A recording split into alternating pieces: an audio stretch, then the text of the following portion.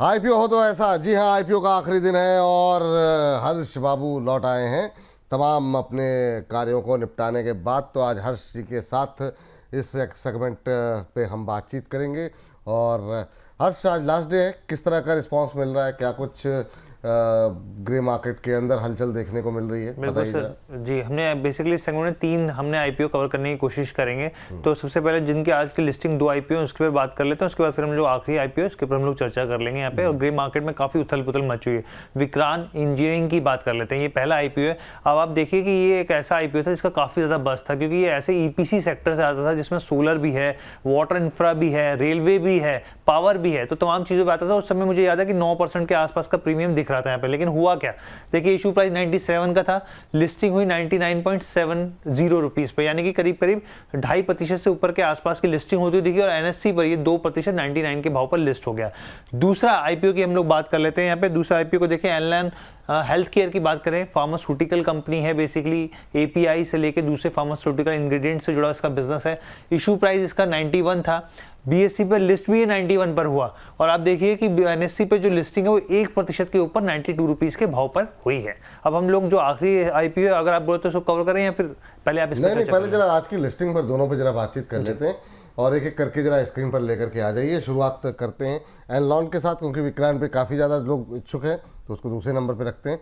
एनलॉन health care sir, कहीं पे कुछ नहीं मिल रहा सर, लिस्टिंग गेन क्या करें सर? एनलॉन हेल्थ केयर पे लिस्टिंग के बाद जो लोग चूक गए हैं, क्या वो लॉन्ग टर्म के लिए खरीद सकते हैं? पहला सवाल। जिनके आईपीओ में मिल गया था उनके लिए क्या सलाह रहेगी आपकी?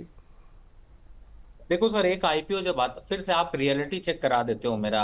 अब एक आईपीओ जब आता है तो होता क्या है कि उसके पीछे ना कई चीजें आपको दिखाई देती हैं। कंपनी का प्रोग्रेस तो रिपोर्ट होता ही होता है, अट्रैक्शन दिखाई देता है, और उसमें एचएनआई का इन्वेस्टमेंट होता है, एंजल इन्वेस्टर का इन्वेस्टमेंट होता है, और साथ में लीड मैनेजर भी कोशिश करते हैं कि आईपीओ एक अच्छी जगह पे लिस्ट हो जाए। अगर अच्छी इतनी कोशिशों के बाद कोई आईपीओ अच्छी जगह लिस्ट नहीं हुआ है तो you should wait for next 1 week to 2 week. अब 1 से 2 वीक में वेट करने से क्या होगा, बहुत ज्यादा कुछ अग्रेशन नहीं आएगा।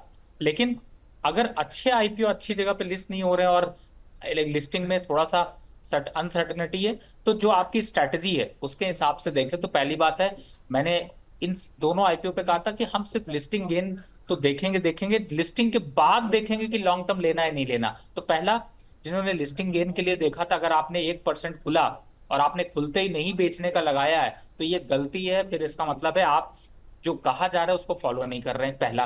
दूसरा, अभी फिलहाल इस स्टॉक में थोड़ा वेट करना है, क्योंकि इसके कंपैरिजन में अगर हम देखें तो कहीं ना कहीं से आपको स्टॉक्स थोड़ा और अंडर वैल्यूड मिलेगा।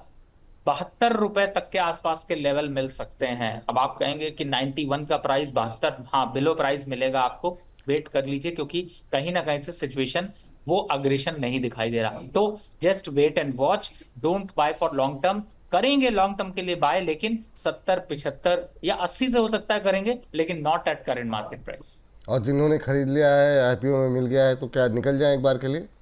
बिल्कुल, देखिए जो आईपीओ के लिए स्ट्रैटेजी लगाई है उनको तो निकलना ही चाहिए। और अगर आप अब पूछ रहे हैं कि अब निकल जाएं, ये गलती है आपकी। निकल जाना चाहिए था। चलिए ठीक है, अब आते हैं जरा अगले जो आईपीओ है विक्रांत, जिस पे काफ़ी ज़्यादा क्वेरीज हमारे पास भर भर करके यहाँ पर आई हुई है। बहुत उम्मीदें थी, जैसा अभी हर्ष बता रहे थे, उम्मीदों पर खरा नहीं उतरा विक्रांत। अभी क्या करना चाहिए, क्योंकि एक्सपेक्टेशन थी, नहीं पूरी हुई।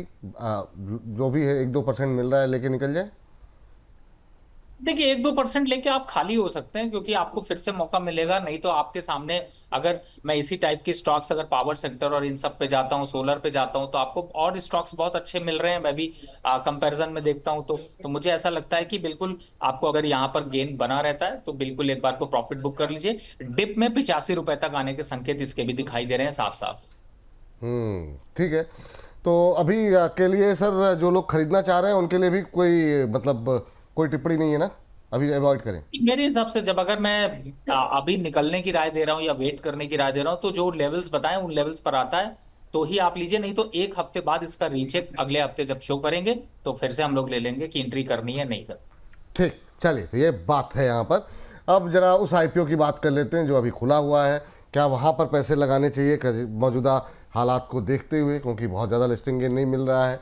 क्या टिप्पणी रहेगी उस पर बातचीत करते हैं और अपना आईपीओ का नाम जानते हैं हर्ष से। हर्ष बताइए। जी, अमांता हेल्थ केयर की हम लोग यहाँ पे बात कर लेते हैं। और आप यहाँ पे देखिए कि ग्रे मार्केट में काफ़ी ज़्यादा उथल पुथल मची है। और मुझे याद है कि जब हम लोग फर्स्ट डे कर रहे थे उससे पहले भी देखें तो 22% का ग्रे मार्केट प्रीमियम दिखा था, लेकिन कहाँ अब है वो हम लोग बताएंगे। लेकिन इससे पहले आप देखिए यहाँ पे सब्सक्रिप्शन लेवल क्या कह रहा है। क्वालिफाइड इंस्टीट्यूशनल बायर का आप देखिए तो पूरी तरीके से सब्सक्राइब अभी नहीं हुआ है, यहाँ पर 0.94 टाइम्स होता हुआ दिखा है। यहाँ पे एनआईआई के आंकड़ों को देखिए 101 गुना सब्सक्राइब होता हुआ दिखा है। रिटेल पार्टिसिपेशन भी काफ़ी अच्छा दिख रहा है, इसमें 37 गुना से ज़्यादा सब्सक्रिप्शन का आंकड़ा निकल के आया। और ओवरऑल देखें अगर आप तो 40 टाइम्स जो है ये सब्सक्राइब हो चुका है। अब हम लोग आगे बढ़ें, अगर हम लोग इसके आंकड़ों को देखें, फाइनेंशियल्स को देखें, तो आप देखिए एसेट्स में जो है लगातार बढ़ोतरी हो रही है। टोटल इनकम की बात करें यहाँ पर तो 2% की गिरावट 2024 और 25 के बीच में आप देखें तो 2% गिर गई है यहाँ पे। प्रॉफिट आफ्टर टैक्स की बात करें तो डबल फोल्ड ट्रिपल फोल्ड के आसपास पहुंचता हुआ दिखा है यहाँ पर। एबिटा की बात करें यहाँ पे तो एबिटा में भी स्लाइटली सी बढ़ोतरी होती हुई दिखी है यहाँ पे। और बोरिंग जो है वो 2024 के मुकाबले 2025 में घटती हुई दिखी है। ग्रे मार्केट प्रीमियम क्या कह रहा है यहाँ पर, आप ये देखिए, मैं बात कर रहा था 22% की, यहाँ पर आप देखिए स्थिति क्या हो गई 9.5%, यानी कि 12 रुपये। और मार्केट का जिस तरीके से हाल है, अनप्रिडिक्टेबली हम लोग देख रहे हैं, वॉलेटिलिटी काफ़ी ज़्यादा देख रहे हैं, तो ऐसे में एक डर ज़रूर है निवेशकों के बीच में कि भाई अगर बाजार और गिर गया तो ये जो सेंटीमेंट से कहीं और नीचे ना आ जाए। 138 के भाव पर ये यहाँ पर अगर अभी मौजूदा भाव के हिसाब से देखें तो 138 के भाव पर लिस्ट होता हुआ दिख सकता है। चलिए अब अमांता हेल्थ केयर से के बारे में जानते हैं रवि सर से कि यहाँ पे सर आईपीओ का जो सेंटिमेंट है वो उसका इलाज होगा क्या सर? देखिए कुछ दिन पहले भी जब हाँ, जब मंडे को सर बातचीत हुई थी आपसे, नहीं फ्राइडे को बातचीत हुई थी। फ्राइडे को हुई थी तब मैंने कहा था इसको थोड़ा सा लुक आउट करने की कोशिश करेंगे, लेकिन मुझे ऐसा लगता है कि सिर्फ देखें तभी अच्छा है। फिलहाल बहुत अग्रेशन नहीं दिख रहा कि इस पे सब्सक्राइब करें। मुझे लगता है 1-2 आईपीओ और आने वाले हैं, उसके लिए पैसा बचा के रखें। इस पे अभी पैसा फंसाने का कोई फायदा नहीं है, क्योंकि जो मोमेंटम है वो इससे ज्यादा सस्ते स्टॉक्स इसकी कैटेगरी के मिल रहे हैं। तो मुझे लगता है इन लेवल्स पर शायद वो अट्रैक्शन नहीं आएगा। हो सकता है थोड़ा बहुत लिस्टिंग गेन की संभावना तो बनती हुई नजर आ रही है, लेकिन इतना रिस्क लेने की जरूरत नहीं है। अगर चाहे तो यहाँ पे आप अवॉइड करके चल सकते हैं। अवॉइड करके चल सकते हैं चूँकि आखिरी दिन है सर, और जो सब्सक्रिप्शन के नंबर अभी हर्ष दिखा रहे थे वो काफ़ी ज़्यादा बड़ी संख्या में है। तो इसका मतलब कई सारे लोगों ने ऑलरेडी अप्लाई कर दिया है। जिन लोगों ने अप्लाई कर दिया है उनके लिए क्या सलाह रहेगी, जिनको अगर ये अलॉटमेंट मिलती है तो? देखिए, अलॉटमेंट मिलने के बाद इस पे लॉन्ग टर्म की कोई पोजीशन नहीं बनानी है, और अगर लिस्टिंग गेन गलती से मिल जाए तो फिर सोचना नहीं, पहली बिड आपकी लिस्टिंग के टाइम पे सेल की होनी चाहिए। चलिए, तो ये बात यहाँ पर निकल करके आई है कि यहाँ पर अभी अगर आप अवॉइड कर सकते हैं तो अवॉइड करके चलें। एक तो सेंटीमेंट ख़राब है, बहुत कॉन्फिडेंस नहीं मिल रहा है, तो फ़ायदा नहीं है पैसे फंसाने का। पैसे बचा के रखिए, आगे मौका मिलेगा तो देखा जाएगा।